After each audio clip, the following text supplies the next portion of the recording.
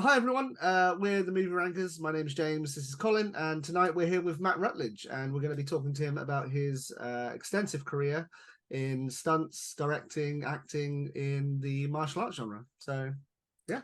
Hi, Matt. Hi guys, yeah, thanks for having me. Thanks for taking the time to chat with us today. Congratulations on the new documentary for the Arrow box set. Thank you. We'll get onto that a bit later on. Okay. Yeah. Let's go right back to the beginning, Matt. Where did you and how did you fall in love with this genre of film?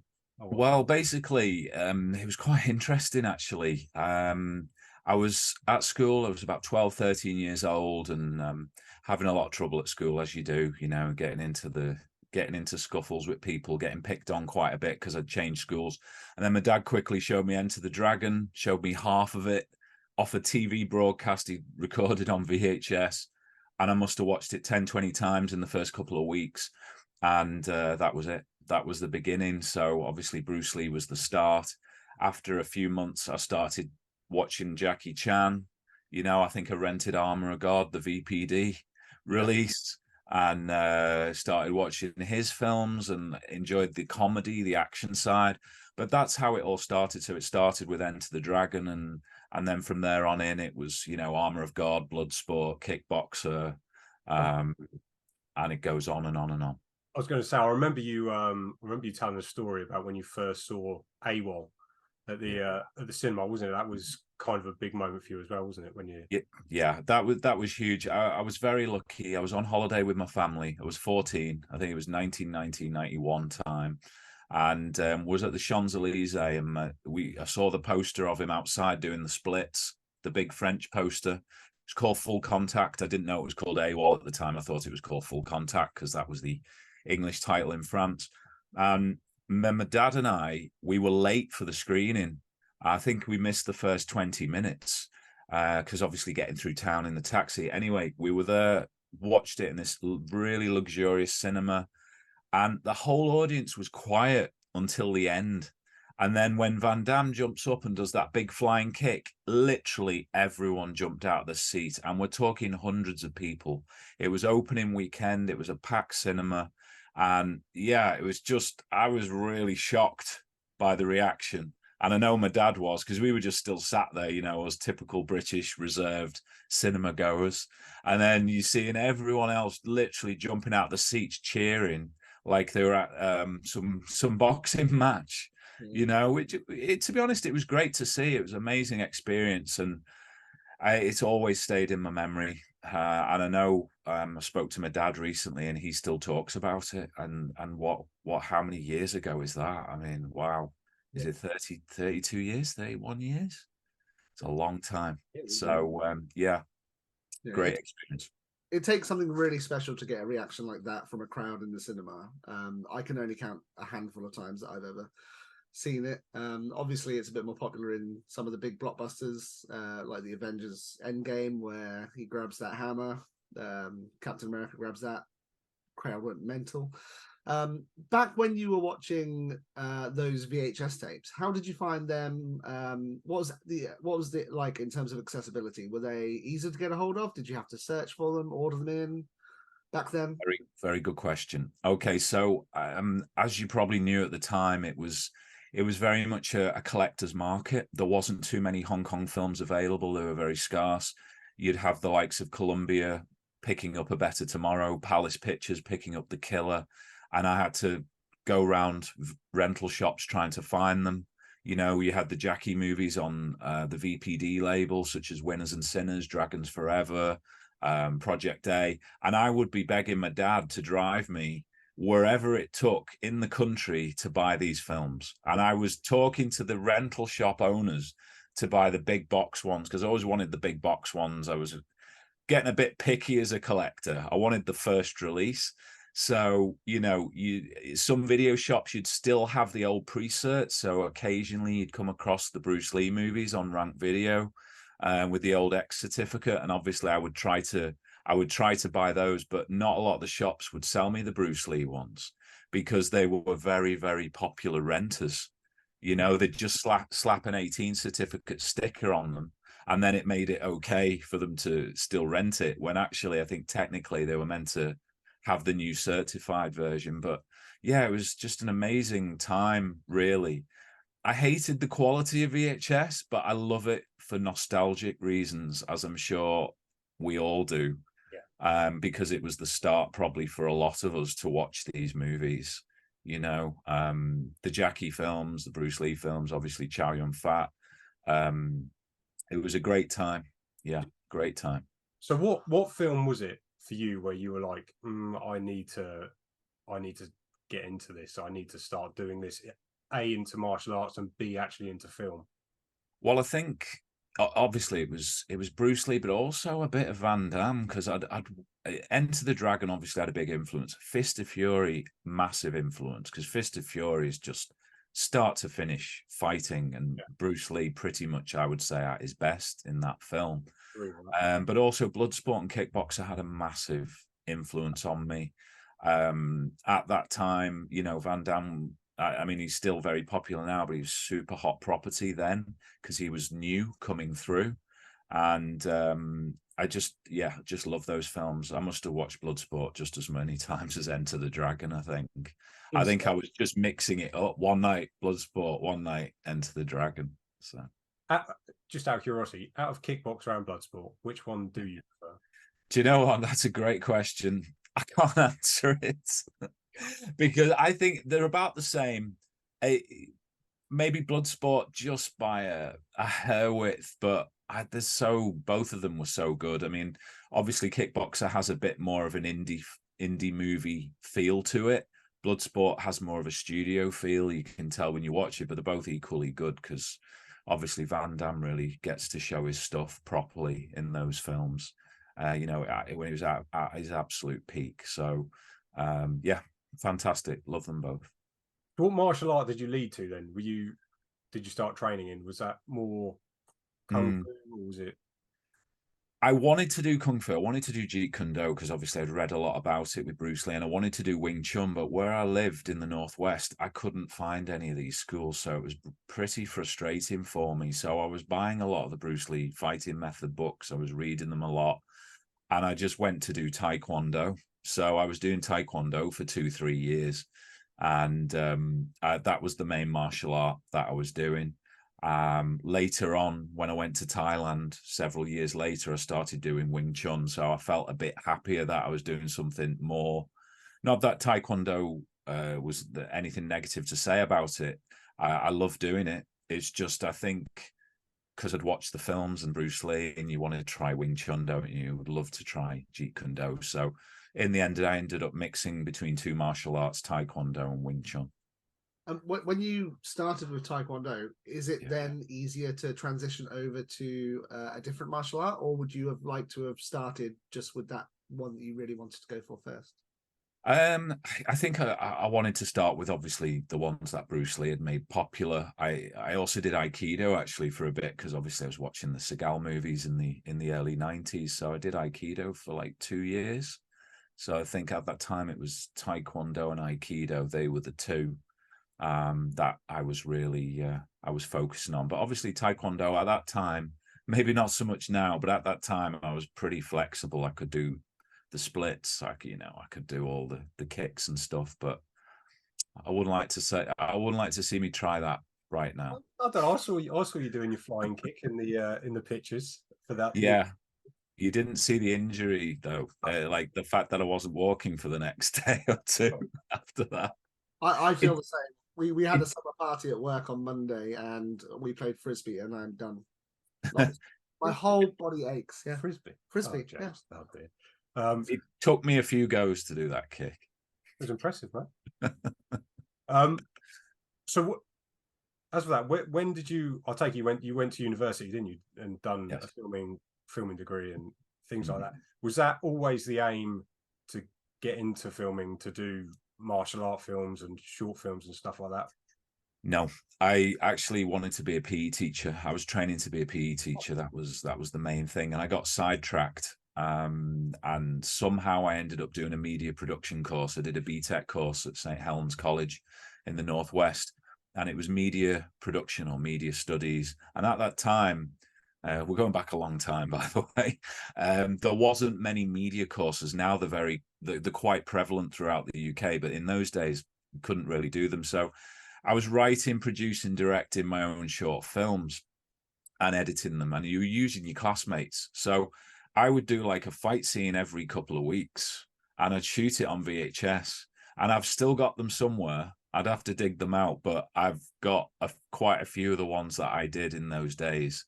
And I was basically filming fight scenes to get me through the course. It was when I look back, it was unbelievable, really. Yeah, I passed the course by doing some martial arts short films. Yeah.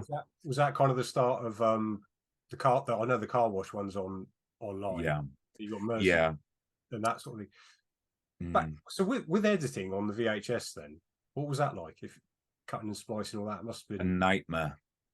It was a nightmare. It was a nightmare because you were using what's called a linear editing system, and there was some. For me, it was just horrible to do because you're using all the keys and you're using a jog shuttle with your finger to move them back and forth. But the problem was with VHS, you couldn't get it frame for frame. So if you're doing a kick and you do a wide shot and you want the kick to cut to a close up, the framing, you can't do it like you do it now, where you could just easily do it on an edit program. It wasn't easy, and it would put flash frames up as well. I remember handing in a film, and it had green flash frames every time there was a cut, and it was just horrible. I hated it. I was so happy to move on to mini DV. The mini DV was the next format after VHS, and I was so pleased in one way because it improved things no end in terms of editing workflows. Yeah. Well, going back to the VHS thing, when I'm a massive horror fan, and now some of these 80s horror movies, these classics I absolutely love, are being released on Blu-ray and 4K. It's great to see that quality, but at the same time, it kind of takes some of the realism away. Do you folks have that with the martial arts? But I imagine there's not much like special effects done in those types of films. It's all pretty much done for real. So is it a different experience, or do you still get some of that? Do you mean basically it's nice to see the films in the raw state as they used to be and not remastered or things like that? Yeah, I mean, because obviously most recently Arrow have put out the Big Boss, the Mandarin cut, and they've actually put the raw original version on that Blu-ray disc, and also the one with the remaster on as well. So you can choose if you want to watch the raw one or the remaster. I quite like them remastered, but I don't like them when the characters start having waxy looking faces where they add too much DNR. And, I prefer it to have the grain, to keep it as natural as possible. But if they can clean it up, then I'm okay. I'm okay with that. Because even if you look at the new Bruce Lee box set, it's still the great quality, but it still has that kind of grainy flavor to what it did look. And also the main thing we've all got to remember is say we watch the Bruce Lee films on the new box set, they never would have looked that good in the cinema. They never would have. So they would have still looked great because it would have been 35mm film, but you would have had all the artifacts, you would have had all of the, even if you watched it in the period. So we are getting a much cleaner version these days than what we did. So the one that stood out for me is Miracles, when A8 Films released that, because I had that on VHS. I never had it on DVD. And seeing the contrast, it was like watching a totally different film with how smart that had been. But I do see what you mean. I think with horror, it's a bit different. So you want you see all the latex effects and the strings and all that kind of stuff now that they're in this super 4K quality. So yeah, and the makeup, we get it with the kung fu movies because now the Shaw Brothers films have come out on Blu-ray. You see the hair seams more, for the wigs. Yeah. So it's whereas when I watched it on VHS, I never noticed that once. No, and obviously because it's quite a hazy quality copy, it all blended. Whereas like now they're super clear.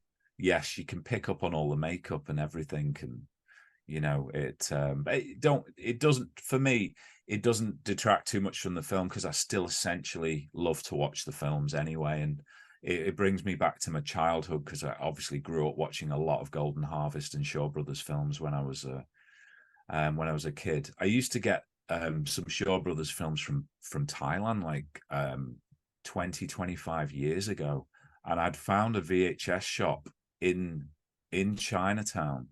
Is Yawalad in Chinatown in Bangkok, and there was a little Shaw Brothers shop there, and not many people know about that. And I used to get the VHSs from there, and it was the Chinese VHS tapes with the Chinese sleeve. You still got So I don't know if they were bootlegs. They could have been bootlegs, but it was the only way I could get the films. And yeah, a lot of them had English subtitles, but they were full screen, and the subtitles were obviously quite big and cropped off. So you'd only get half the sentences. I know a lot of fans of the genre will be able to relate to that, because that's probably the same version they ended up watching. But yeah, you have to find these films wherever you can if you're a fan, don't you? Yeah, definitely. Yeah. So from there, what was your kind of first short or project that you were very much on board for, that was your goal, that you knew this was going to be your goal for Well, when I did my degree course, I finished my degree course in 1998, and I went straight into the industry. I was working for Granada TV. I was working for Mersey TV as an assistant editor on Hollyoaks and Brookside in the Northwest.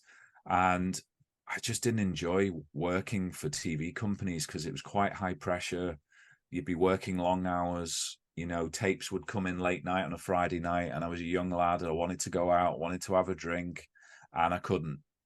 And it got me very frustrated, and I wanted to leave, and I did.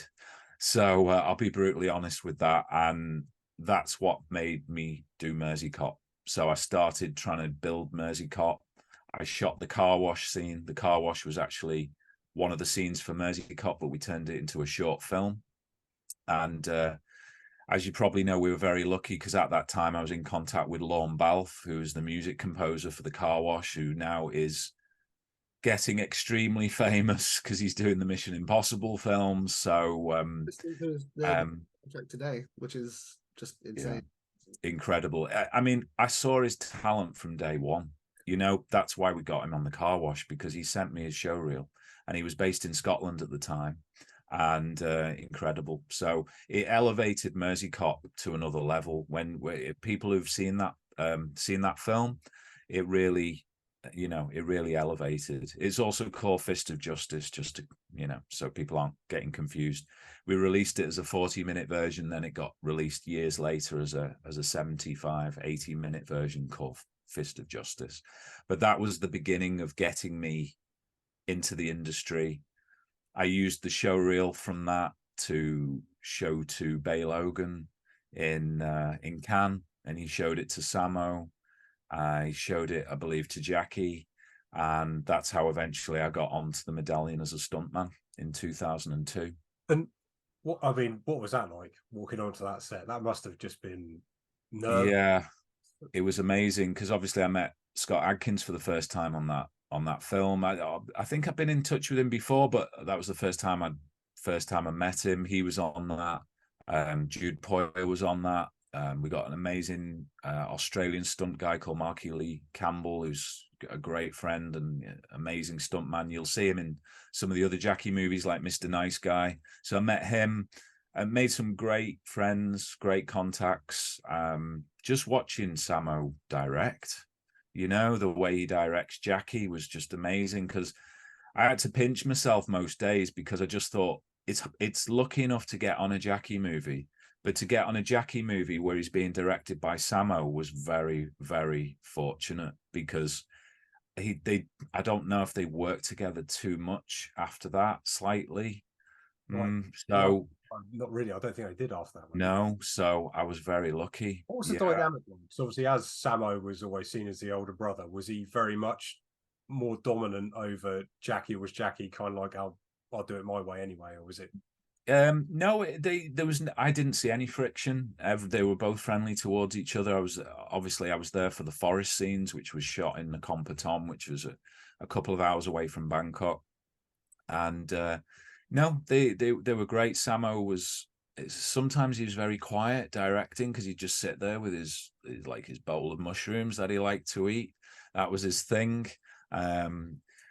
Someone would bring them to him and he'd just lift the foil up and I'd just see like a pile of mushrooms, and that's what he was eating. But it was very interesting to see. But there was one bit where Jackie's character, I think, is, as far as I can remember, he was high up on a tree and his character's pretending, his character's dying in the scene, in the film. I'd have to watch it again to remind me where it is. And it's just the way Samo was directing him on how to die. So Samo was going like trying to wind him down because he didn't want him to immediately die. He was trying to get him to slowly, die. So he's just the way he was shouting all of that to try and help him with his voice, to try and slow him down in his movements. So little things like that, were great to watch, and because that is obviously how Samo was directing Jackie. And as we all know, they've been big brothers for a very long time, since the Peking Opera days. So they obviously have that bond. Yeah, I saw them giving each other hugs after takes on set. So yeah, they always bring the best of each other out, don't they? As well, yeah. Working together and stuff like that. So it's crazy. So with regards to the stunt work, and what sort of training do you have for that? For stunts, I didn't. I was training martial arts. I was throwing myself in. I was crazy at that time. I was just like typical one of these new stunt guys coming out that's like between 18 and 25 who think they can do everything. I was like that. I'm not now, but I can look back, and I was doing stunts where I was stood on cars. I was jumping off buildings. I wasn't even padded, but when I say jumping off buildings, we're not talking crazy high, but still it was things you wouldn't do. So at that time, you kind of carefree and you think your body can take anything because you don't get many injuries. But as you get older, things change and you change. And I look back at myself and I think some of the things I did were obviously of my age. But, I trained myself basically on doing the falls. I worked with other martial artists because obviously I was doing fight scenes with other martial artists in short films. Around that time, I met Mark Strange, who was obviously part of Mersey Cop as well. So, who I've stayed really good friends with. So at least you learn off the people you're with. You practice yourself. You watch the films. I had no stunt school to actually go to. I was from near Liverpool, so I was kind of cut off anyway. You have to just kind of do what you can. And how did you get into the coordinating? Was that all just through the short films? You started putting the fight scenes together and all that, and then you kind of picked up on. So you worked on Underground with Mark. You worked on Displaced as well, didn't you, and stuff like that. I did around that time. That was around 2005 to 2007. I was doing a lot of music videos and commercials in London as a stunt coordinator. So I'd done quite a few different ones. I did some music videos. I did a Klaxons music video where we had quite a lot of stunts where they're smashing, sugar glass pyramids with samurai swords. So I was doing a lot of work down there, but the work was very inconsistent. You'd get a job every few months rather than a job every week or every month. And it made me harder to stay down there. So I kind of had to move back up here and basically started doing more camera work. So I was, kind of sidetracked from the stunts, and I was still wanted to do it, but I got more into my camera work, and that's how I ended up probably turning into more of a DOP director more, because obviously I'd kind of sidestepped in the industry and basically ended up doing more camera work, and that went across the board from corporate to commercial to TV, whatever I was asked to do. Were you still dipping your toes in the stunts every so often, or not so much? I wanted to, I really did, but I think I got so caught up with earning money and trying to survive that I had to just keep going, and they were throwing jobs at me companies up here. I was working as a freelancer, and it was years and years and years, I think, before I had a proper comeback, which was Fixer I was just about to in say 2016. this is It where was, yeah, a first long saw you in time. Fighting Spirit Film Festival. We saw that there. And Yeah. how did that come about then? Was it because obviously you directed that and you put it all together and stuff? Was that just the opportunity come up, or was it an idea that you'd been working on for a while? No, I wanted to do a project with Daniel O'Neill, and he's a good friend of mine, and I wanted to do something that showed his ability, because I know he hadn't done a film for a few years. He'd done Bangkok Adrenaline, and I just thought we should do something together. He's here, I'm here, and I came up with the idea. It was just a simple idea. He bounced a few ideas back just to try and tweak it in here or there. But then we just went out and just decided to shoot it. We shot it some in Liverpool, some in London.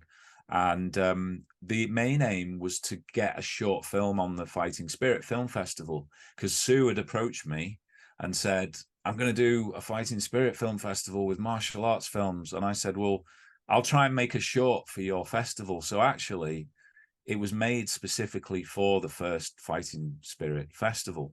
So I was really proud, and privileged that I managed to get it on that festival, because it was the very first one. So, obviously I've been with them from the start, and that was kind of what made me get back into trying to do more films, because that was well received at the time, and with it picking up a couple of awards in the film festival in New York, the Urban Action Showcase, that really pushed me to say, okay, I need to start trying to get back doing what I love doing. I need to sidestep a bit from the paid jobs and start trying to focus on trying to get more martial arts or action product. Yeah. While we're on the subject of the Fighting Spirit, how important do you believe that is to the industry? So I mean, that festival just goes from strength to strength, and I mean, you've got people like Bo Fowler, who are now in Axton Man 2, and all that sort of thing, and they all started from meeting Scott there, and so on, wasn't it?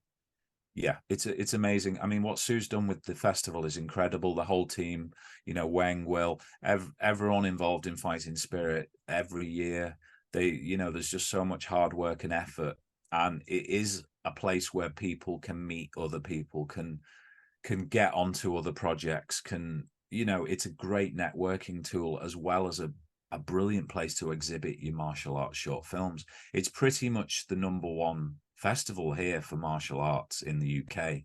So, I'm very proud to be part of it whenever they ask me to be part of it.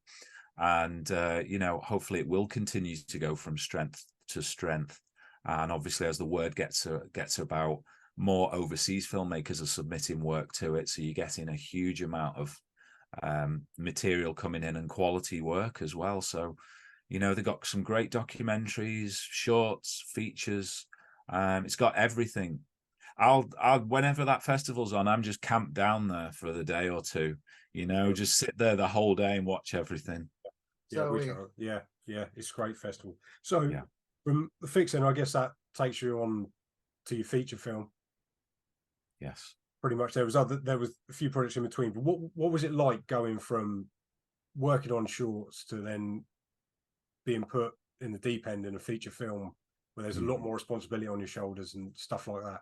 Well, after Fixer, I did another one which was even better received, which helped me a lot, which was Manipulation, which wasn't really martial arts, it was more drama, but it helped me work with obviously some very, very good established actors who are based in London, and that really gave me a springboard onto Tribal, because I had the two. I had Fixer and I had Manipulation, and both of them did seem to do very well on the short film circuit. And obviously Tribal came about. They asked me to direct the film, so I wasn't involved in so much in the producing side, even though I ended up doing a lot of the producing on it. Initially I was obviously directing the film, but yeah, it's a different thing, because you've got to keep to schedule, you have a very, very restrictive schedule. It's not like a short film where you can say, oh, I'll shoot 2 days here, I'll shoot 1 day there. Once you've got the crew and the whole team, you booked in blocks.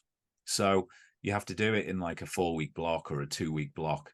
And you can't like go into overtime. You can't take more than what you need on the day. Some locations we were only getting till 3 o'clock in the afternoon, and we needed it till 6. So you can imagine the compromise on the footage. You wanted to get at least an extra 3 hours of footage. So sometimes, particularly on that film, it was a struggle in some ways to actually get what I needed from the day. But it was a great experience in terms of working on a feature film. Even though it was low budget, it was still, for me, it was an invaluable working experience to do a feature, because not everybody gets the chance to do one. It must have been quite hard, because as you say, if you've got a certain amount of hours, I mean, in there, a lot of it was filmed in the tunnels down there. So I guess a lot of it is through, you know, a lot of time is changing lighting, camera angles, all that. A lot of time is not wasted, but it's kind of taken up elsewhere with, when really you just want to get the shooting done, don't you? So yeah, there's been a lot of prep in that, knowing what you've got to do, where you've got to shoot, and what. Yes. And to be honest, everyone was having a laugh with me because I was constantly banging my head, constantly. So in the end, I have to keep wearing a work hat, you know, because I was just cutting my head on the caves. Everywhere you go, you're ducking, moving all day long because of where you are.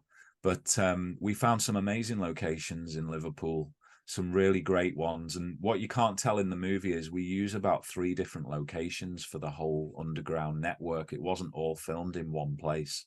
We jumped from cave to cave. We had a couple of different ones, and we kind of mixed them all in to give it the effect.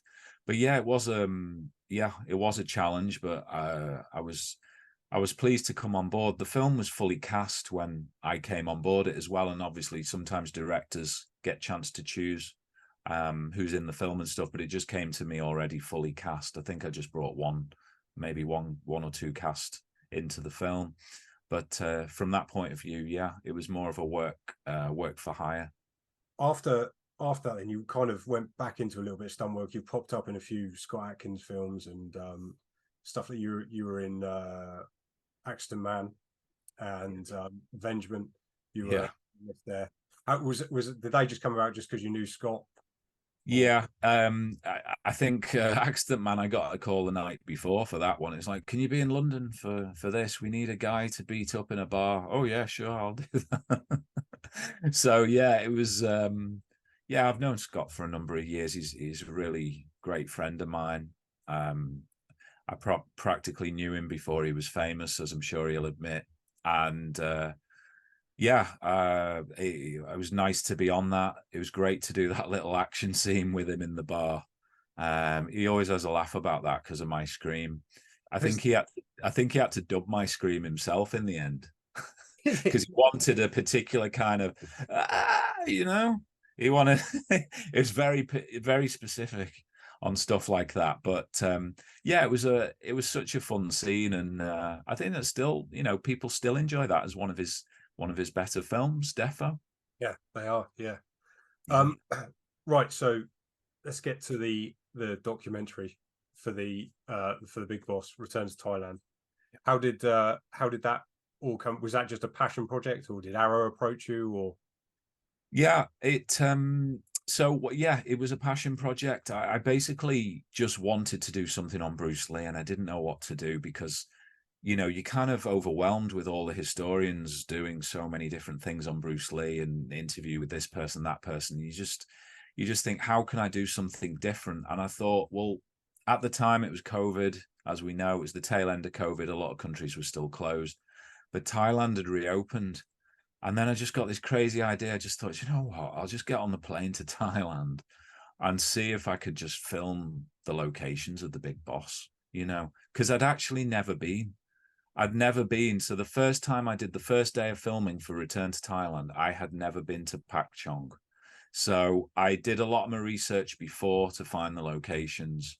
And I just literally turned up and started filming. And my idea was to come up with a 15-minute video for YouTube, and that was it. I didn't nothing really thought of anything more than that.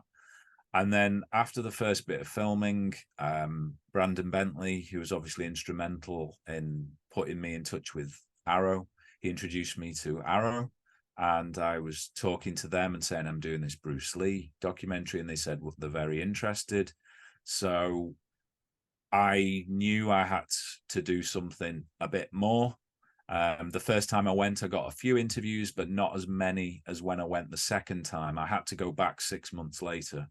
And I went back 6 months later, did one day, and I got quite a lot of interviews on that day, and they were all arranged through Eric, which is my friend over in Pak Chong in Thailand, who was great to help me to get those. And obviously I filmed a few more locations as well. So after that trip, I really started trying to get it all put together.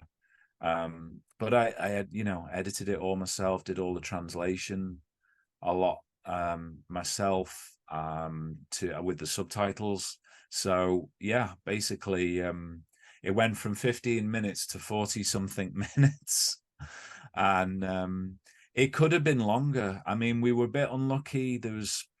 Would you believe there's a couple of people we could have got, but they turned down the interviews. We found one of the girls who was in the brothel scene, and sadly she declined to be filmed for reasons which I think we know.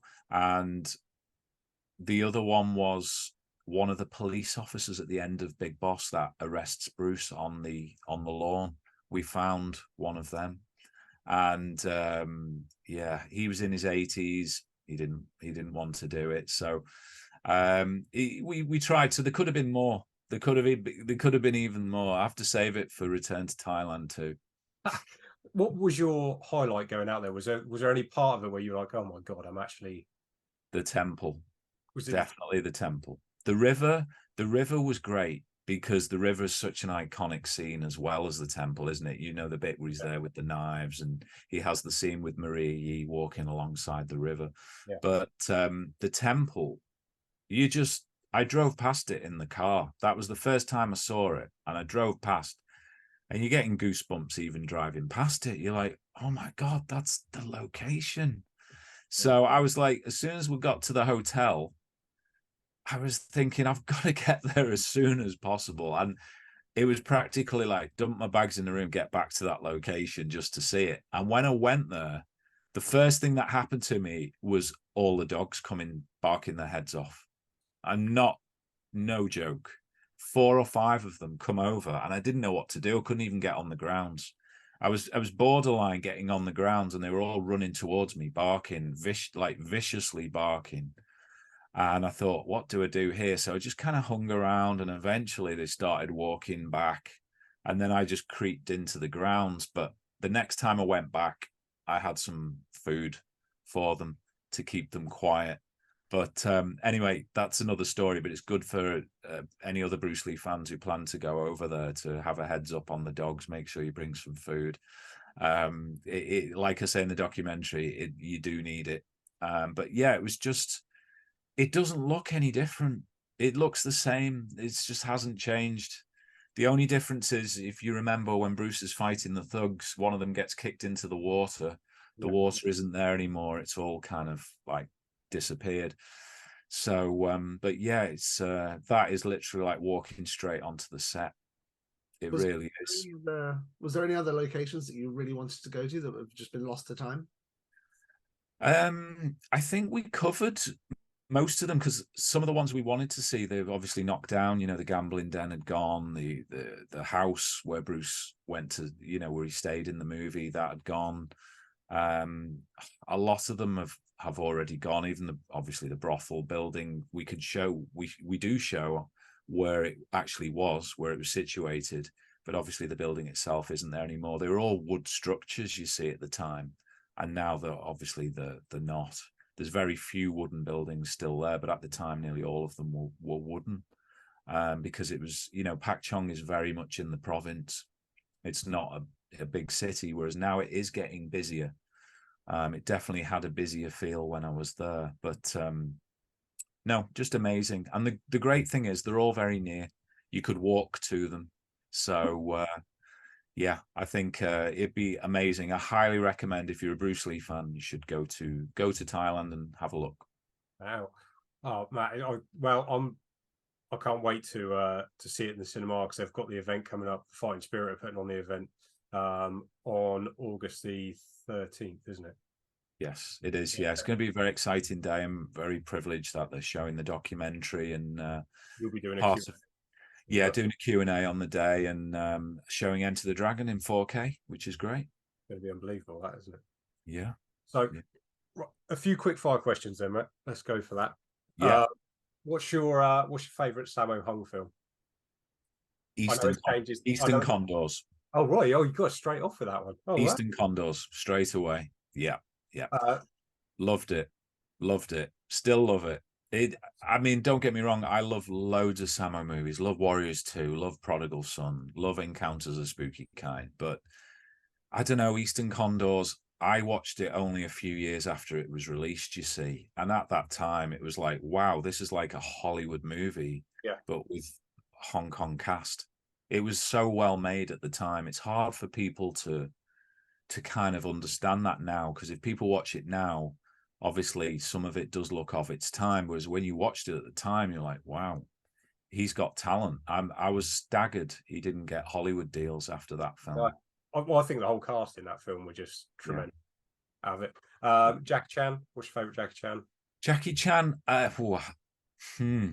Drunken Master. I'll say Drunken Master, but Armor of God and Snake in the Eagle Shadow are very close. But Snake in the Eagle Shadow and Drunken Master, it's hard to separate them. But Drunken Master, I don't know. I just absolutely loved it. What a sequel, incredible. And as you said about Aikido, what's your favourite Steven Seagal film? Seagal, oh my gosh, so many. Made some classics recently, if you've watched it. Yeah, Out for Justice was great. Out for Justice. Out for Justice, gosh, how many times did I watch that at the cinema? I was like, I watched it, and as soon as I watched it, I was like, I've got to go and watch that again next week. It was that good. It was Mark for Death. Oh, really? I like Mark for Death as well. What was Hard to Kill? That's with the Jamaicans, isn't it? Mark for Death. Mark for Death. Yeah. Hard to Kill. Okay, I've got something to admit on Hard to Kill, and don't know if I should say this, but when Hard to Kill came out, I was 14 and it was an 18, and I got a mustache painted on my face and went to the cinema and with a big long coat and just snuck in to see Hard to Kill, and that's the truth. And it was amazing. I absolutely loved it. It was it looks very 80s now, even though it's a 90s film. It's shot in 1990, but it was great. Seagal in that era was just incredible. And I'll go one more with, so out of all the B movie stars like Philip Ree, Don the Dragon, all that, which one of those sort of films stick out to you the most? So that genre, I mean, they all blend into one towards in a certain degree, but a few of them were pure gold, like I don't know, Perfect Weapon and stuff like that. Is there any of those that stick out for you? Yeah, there's so many. I mean, you've just named one. Perfect Weapon. What a film. Love it. Great stuff. The stick fights, just incredible. No Retreat, No Surrender, all of them, 1, 2, and 3. Lauren Avedon, fantastic in those. Billy Blanks was great and King of the Kickboxers. That was superb. I even liked, there's a few others I liked. I liked Thomas Ian Griffith. I liked Excessive Force. When I look at Thomas Ian Griffith, why did people not get him in more martial arts films, bigger films? Great actor. Even his comeback, he's still hell, isn't he? So part of me wants to teleport back to the 90s to direct some of these films with these guys. I would love to. But yeah, so many of them. What else did we have? Obviously, Blood Fist with Don the Dragon Wilson, and yes, there's so many. Gosh, thinking back now, which ones? Jeff Wincott in Mission of Justice. That stick fight in Mission of Justice, incredible. Yeah. I mean, it's just that was brilliant stuff. And all these yeah. have had quite big influences on you, haven't they, in your style of work and stuff like that? Definitely, yeah. I watch them all the time. Well, my film collection, which you can't see, that's just the start of it. It's like a train going around the house, you know. But yeah, you can see it blurry in the background. But yeah, gosh, I've got all of them, and I'll just grab them and watch random fight scenes every now and again. You know, as I'm sure we all do. Sometimes I don't even watch the full film, but I'll just go straight to the fight scene. And that's what I do. Yeah. but that's what used to frustrate me in the VHS days, because you put the tape in and then you have to rewind it, and then you're fast forwarding it, and then you have to stop it at the exact fight scene. And so most of the fight scenes I had, it had a bit of whir, you know, on the tape. But just quickly going back to obviously previous martial artists, I'm a big fan of Jim Kelly. I used to love Jim Kelly, you know, still do obviously, but I mean, when I grew up, I was Black Belt Jones. You know, what a film. That needs a release. Come on, guys, get that out there in HD. Yeah.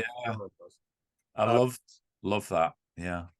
And towards the modern day stuff, then what kind of sticks out for you with what's being released now? Like, I mean, obviously from like On Back, that's kind of restarted the genre and all that sort of thing, and people seem to be just knocking it out of the park now, like Revenger and all those sorts of things. What's been one that sticks out for you mostly? I think in recent years, I'd have to say the Ip Man series, particularly because it's such a strong performance from Donnie Yen, and the martial arts were terrifically handled, really nicely constructed movies, well directed, great action. I loved Fearless as well with Jet Li. I know it's a few years old now, but I thought Fearless was a great film. You know, really good story. Stories are worth the weight in gold now. With the fact that a lot of films are getting rehashed, remade, same story, same plots. You know, having a good script and a good story is critical to making them good. But films are evolving, aren't they? You go through the period where they do westerns, then they do period films, and then they do modern day, but with martial arts. Everything goes through cycles. So yeah, be interesting. The one thing I need to watch, and I still haven't, and I have to start watching it, is Warrior, which is I need to find a way to watch that. I don't know how accessible it is over here to watch, but yeah. So I mean, as you say, what's next? What's next for you? You're saying that people do these genres do circles. Why don't you start bringing back the classic 90s? I would love to. Yeah, I'm planning to do another film. It's taking quite a while to get off the ground, but hopefully that'll be getting started soon.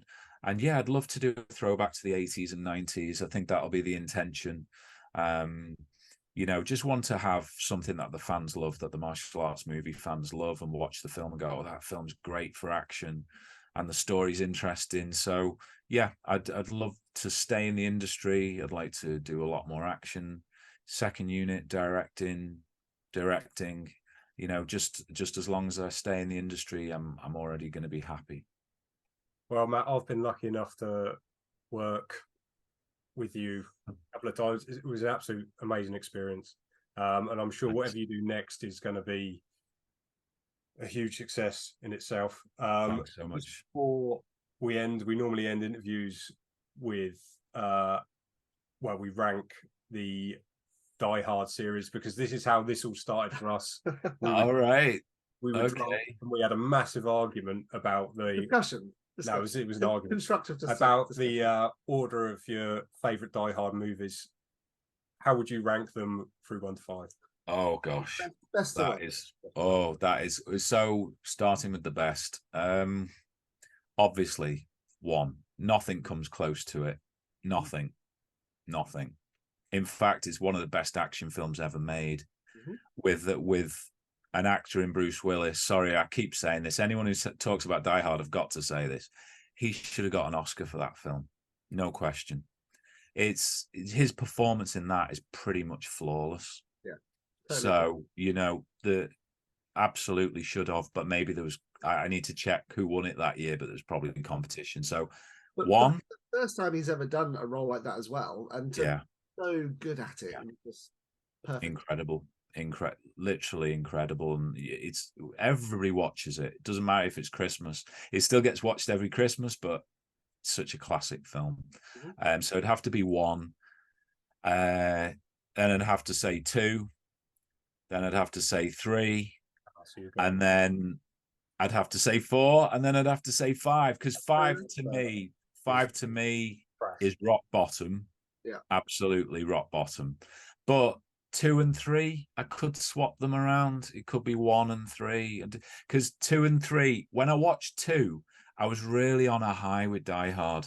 Yeah. Like, I was just like, this is the next Die Hard film. And you have to put yourself back into 1990, you know, when it came out. And just the excitement that was building for that film was huge at that time. I watched that film 3 times at the cinema. Wow. You know, and that was a year when there was a lot of action stuff at the cinema in 1990. Yeah. So I watched it 3 times at the cinema, absolutely loved it. But as you get older, I could see 3 was probably a more rounded film and it was a lot better in other areas. But yeah, I'll go with that. So bizarrely, I've gone in order of the series. You're the only person no, actually, Jesse V. Johnson, he went in order as well. Yeah. You're the only 2 people who've gone in order with it. All right. What did you go for, Colin? My favourite's number 3. Yeah. Number 3. Well, yes. Film. That one for me. I love that film. Yeah, mine's number 2. Yeah, yours number 2. Because it comes back to that nostalgia piece. Because I remember my nan used to have that on VHS. Yeah. So they used to babysit me. We'd stick Die Hard 2 on, and that was my first kind of experience with those types of films. Incredible. Yeah, I love the buddy combo between Bruce and Samuel. Yeah, that's where we differ. Yes. I don't like that. I liked it when he was on his own, you know, and he was just out there surviving with his gun, his vest, no shoes. That's what I liked, you know. Yeah, I think that it was probably at the time they just wanted to vary it as well, give him a different kind of. Yeah. The environment was more open, wasn't it, in Die Hard with a Vengeance, where it's very claustrophobic in part 1. It's quite claustrophobic in part 2. But part 2 opens up a bit, doesn't he? Because he goes off and does ski chases and all kinds of things. So, but yeah, great classic films. Just quickly, I don't know if I'm allowed to keep going on here, but how many great films were there in 1987 and 88? I mean, Lethal Weapon, Predator, and Die Hard. Those 3 are still all-time classic films. Yeah. All time. And all 3 came out within 12 months.